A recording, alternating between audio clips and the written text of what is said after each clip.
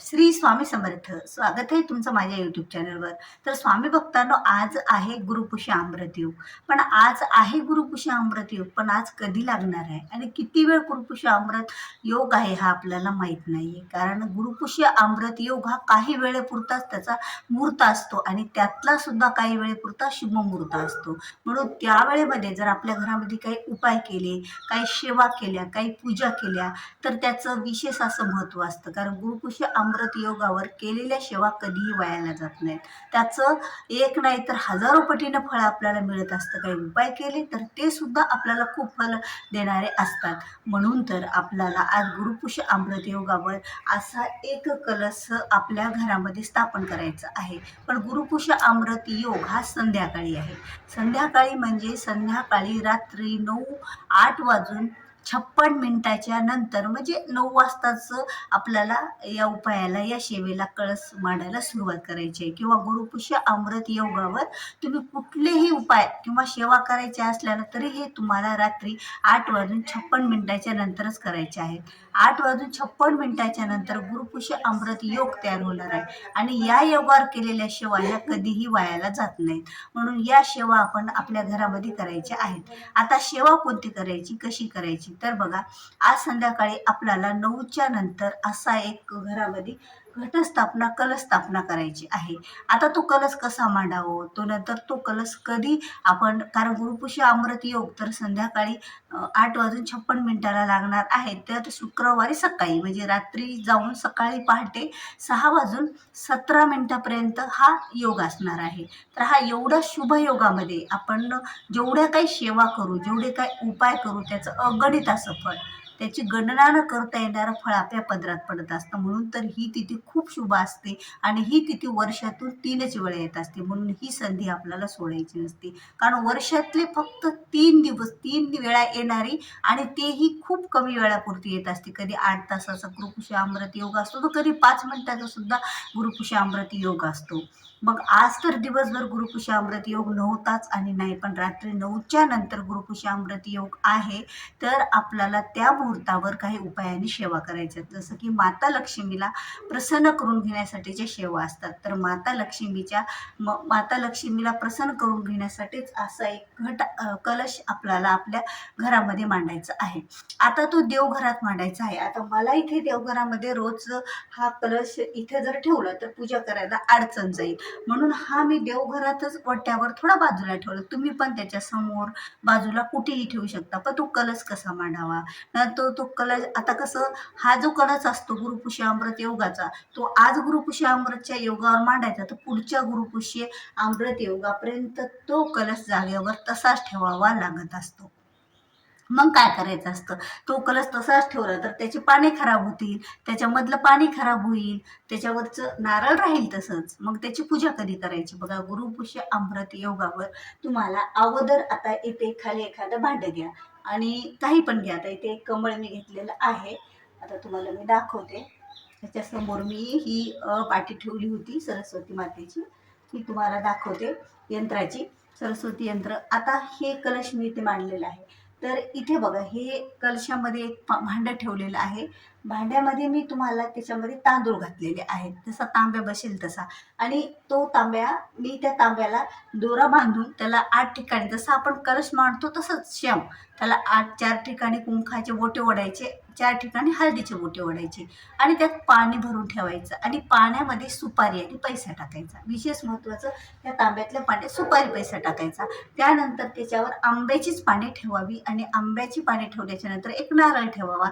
आता माझ्याकडे ही मूर्ती होती, म्हणजे जो मुखवटा असतो तो होता, म्हणून मी लावला. तुमच्याकडे नसेल तरीही काही हरकत नाही. आणि नंतर तो नारळ ठेवावा आणि त्या नारळाची पूजा करावी. आता ही पूजा, असाच कलश स्थापना करावी. कलश स्थापना झाल्याच्या नंतर त्याला धूप वाळावा, दीप वाळावा आणि पुढे आपण साखरेचा नैवेद्य दाखवावा. पण ज्या दिवशी ही कलश स्थापना तुम्ही केली, त्या दिवशी श्री सूक्ताचं 1 वेळा पठण आणि पुरुष सूक्ताचं 1 वेळा पठण करायचं असतं. कारण ही सेवा माता लक्ष्मीची आहे आणि लक्ष्मीची कधीही सेवा आपण कुठली केली तर स्त्री सूक्त आणि नारायणाच्या सेवेसाठी पुरुष सूक्त हे म्हणावं लागतं. आता एवढी सेवा झाली, आपण इथे मांडून ठेवला कट.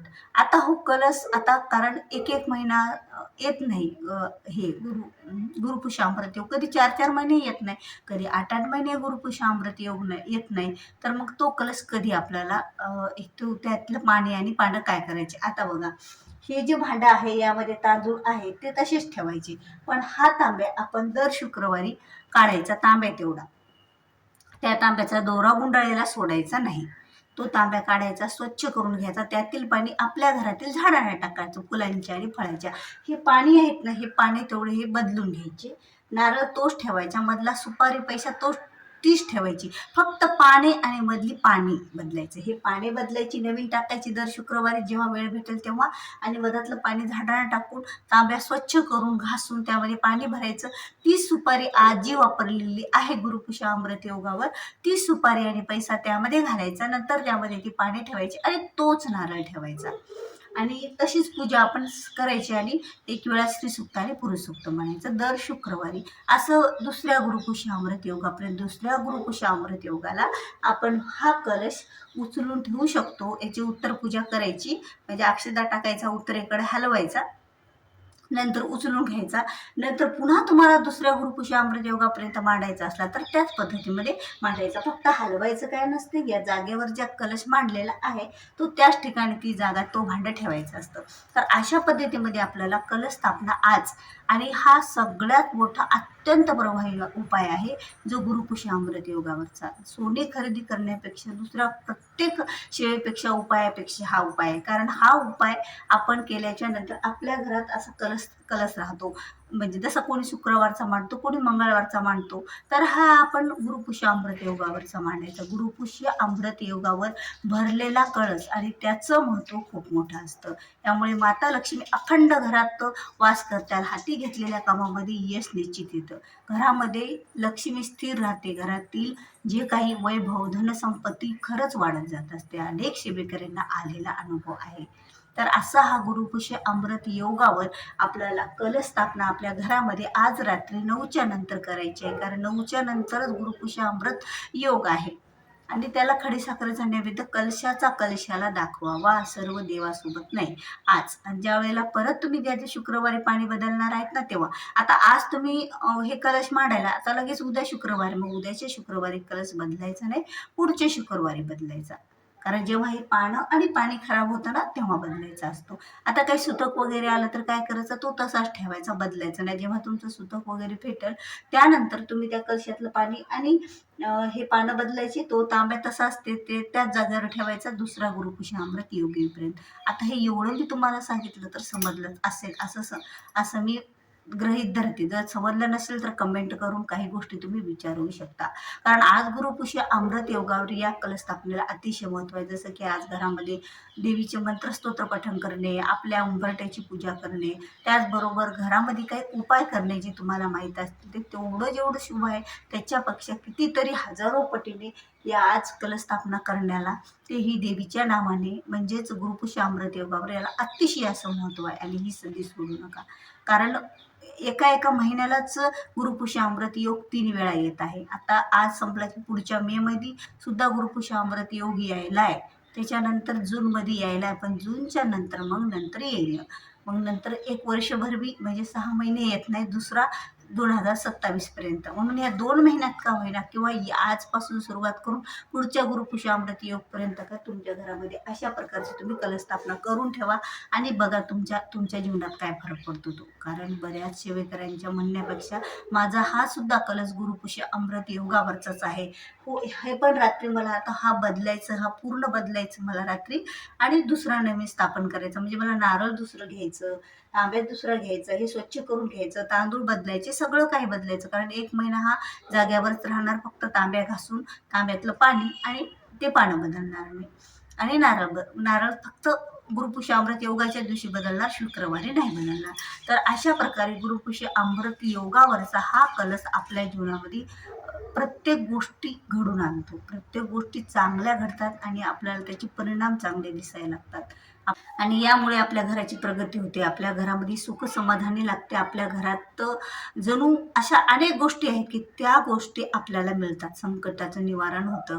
कारण या दिवशी गुरुपुष्य अमृत योगावर घरामध्ये कलशस्थापना करून ठेवणं म्हणजे खूप मोठं भाग्याची गोष्ट आहे आपल्यासाठी. आणि माता लक्ष्मीचा कृपा आशीर्वाद लावून आपल्या घरामधील जे काही सुख संपत्ती हे सर्व काही समृद्धीकारक असा हा उपाय आहे.